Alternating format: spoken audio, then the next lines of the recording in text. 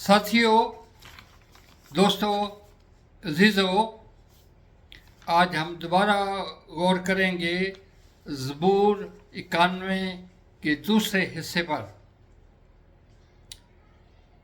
पिछले हिस्से में हमने ज़बूर 91 में ज़बूर नवीस के पहले बयानिए पर गौर किया था। मैंने अर्ज़ किया था कि इस ज़बूर में दो बयानिए साथ साथ चलते हैं।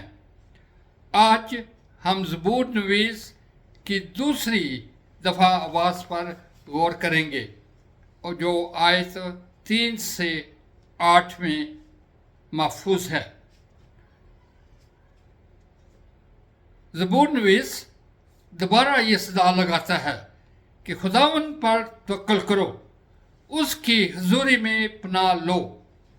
आयत 2 में वो इस बयानिए को दोहराता है, लेकिन एक नई बात है, इसे ज़रा नोट कीजिए कि इस हिस्सा में ज़बूर नवीस का तर्ज मुखातब बदल गया है। पहले वो मैं का लफ्ज़ इस्तेमाल करता है, अब वो तुझे का लफ्ज़ इस्तेमाल करता है और ये लफ्ज़ 3 से 8 आयत में 3 दफ़ा इस्तेमाल किया गया है और इसमें 3 नुकात पर गौर किया गया है, जिससे हमें ये मालूम होता है कि हमारे इर्द गिर्द कौन कौन सी लानतें बिखरी हुई हैं। ज़रा ज़बूर नवीस की टर्मिनोलॉजी या जो इस्तिलाहात हैं उन पे गौर कीजिए, फिर हम आगे बढ़ते हैं। नंबर 1, शिकारी का फंदा। शिकारी का फंदा क्या होता है? आपको पता है कि हम लोग जो ज़री मुल्क में रहते हैं कि अक्सर औक़ात मुख्तलिफ़ किस्म के लोग शिकार करने के लिए एक जाल बिछाते हैं और मासूम परिंदा अपनी खुराक के हसूल के लिए बेखबरी में उस फंदे की तरफ बढ़ता चला जाता है, उस वक़्त तक जब वो जाल में फंस जाता है और उसे मालूम होता है कि वो मुसीबत में फंस चुका है। इंसानों के साथ भी ऐसा ही होता है। बहुत सारे लोग या बहुत सारे वाक़यात हमारे इर्द गिर्द हैं जो अचानक एक फंदे की तरह हमें अपनी गिरफ्त में ले लेते हैं और हम अपने आप को बेबस हालत में पाते हैं। ये जो फंदा है ये दुश्मनों की तरफ से भी हो सकता है, हालात की तरफ से भी हो सकता है, नागहानी आफत की तरफ से भी हो सकता है। नंबर 2, मोहलक वबा। बहुत कुछ जानते हैं, अभी सिर्फ चंद साल हुए हैं जब हमने कोविड-19 का तजर्बा अपने मुल्क में बल्कि सारी दुनिया में किया था और उस वबा की कोविड की वजह से लाखों के हिसाब से लोग लुक़्मा अजल हो गए हमारे अपने मुल्क में। आपके शायद अपने तजर्बे में, मेरे तजर्बे में ये बात है कि मेरे दाएं तरफ बाएं तरफ भी एक महफिल में ऐसे लोग बैठे थे जो दोनों कोविड-19 का शिकार हो गए, जबकि खुदावन ने मुझे सेहत और तंदुरुस्ती में कायम रखा और मुझे वबा से बचाए रखा। वबा का कोई वक़्त नहीं है, वबा का कोई तरीक़ा नहीं है, वबा की कोई प्रेडिक्शन नहीं है। अगरचे मॉडर्न साइंस में मुख्तलिफ़ किस्म की वार्निंग डॉक्टर देते हैं, लेकिन वबा किसी भी वक़्त हमें मुसीबत में फंसा सकती है। वबा के अंदर आगे चंद बातें हैं। ज़बूर नवीस एक तीर की बात करता है जो दिन को उड़ता है। दिन को उड़ने वाला तीर, आज तीर का ज़माना नहीं रहा, उसकी तीर की जगह गोली ने ले ली है और लेकिन दोनों का मकसद एक ही है।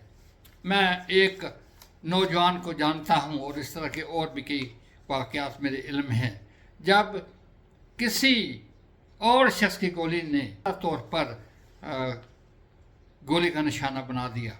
तीसरी बात, खौफ। खौफ इंसानी जबिलत का एक मनफी पहलू है। मुख्तलिफ लोगों को मुख्तलिफ किस्म के खौफ होते हैं जिन्हें हम फोबिया भी कहते हैं। आजकल हमारे मुल्क में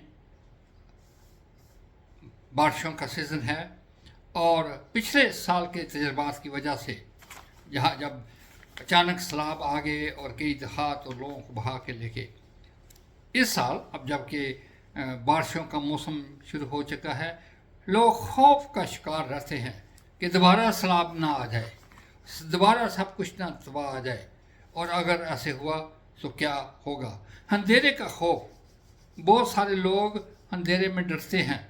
मैं ऐसे दोस्तों को जानता हूँ जो रात को बगैर बत्ती ऑन किए सो नहीं सकते हैं और कभी कभी वो मजाक का निशाना भी बन जाते हैं, लेकिन लोग अंधेरे का खौफ मानते हैं। बचपन में हमें अंधेरे से डराया जाता था, गैर राजी तौर पर ये ख़तरनाक ट्रेंड था। और कई तरह के खौफ गिने जा सकते हैं। एक्सीडेंट का खौफ, कहत का खौफ और मुख्तलिफ़ किस्म के और खौफ।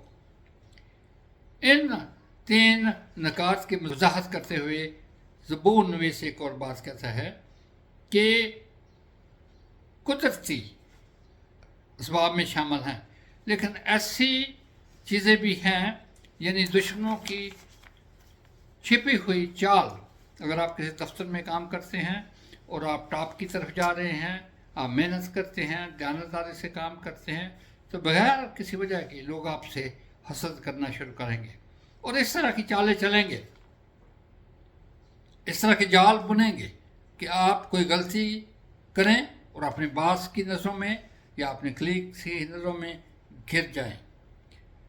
न सिर्फ छिपी हुई चालें दुश्मन की तरफ से आती हैं, बहुत दफ़ा छिपी हुई चालें आपके अपने साथियों दोस्तों की तरफ से आती हैं जिनकी ज़िंदगी पर हसद ने काबू पाया हुआ है। इन सारी बातों से बचने के लिए ज़बूर नवीस आपको दावत देता है कि इन सारी लानतों से बचने के लिए हक़ ताला को, जिसकी तफसीर मैंने पिछले हिस्से में की थी, उसके 4 नामों के हवाले से, हक़ ताला को अपनी ढाल बनाएं। हक़ ताला के पर्दे के पीछे छुपें जाके, उसके सामने नहीं, उसकी पैरवी में रहें, ताकि जो भी कोई मुसीबत आती है, वबा आती है, खौफ आता है, उसका आप सामना कर सकें।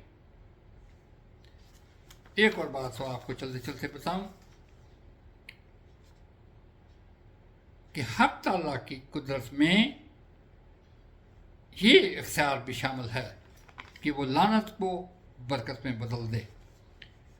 बाइबल मुक़द्दस में इसकी मशहूर मिसाल रिकॉर्ड है, जब बुतों के बादशाह ने बनी इसराइल पर लानत करने के लिए अपने किसी देवता के नबी को बुलाया, और जब उसने बनी इसराइल को देखा तो उनको लानत देने की बजाय बरकत की दुआ दी। ये एक अहम नुक्ता है। साथियों, दोस्तों, अजीज़ों, इन सारी लानतों से जो हमारे इर्द गिर्द छिपी हैं, बचने का एक ही रास्ता है कि आप अपनी ज़िंदगी खुदावंद यीशु मसीह को दें और उसको अपनी पनाह बनाएं। क्यों? कि वो बरकत का खुदा है। यीशु बरकत का शहज़ादा है। गौर कीजिए और फॉलो कीजिए। खुदावंद आपके साथ हो। इस चैनल को ज़रूर सब्सक्राइब करें। बहुत सारे लोग मेरी वीडियो को सुनते हैं, लेकिन मेरे चैनल को अभी तक उन्होंने सब्सक्राइब नहीं किया। बहुत शुक्रिया।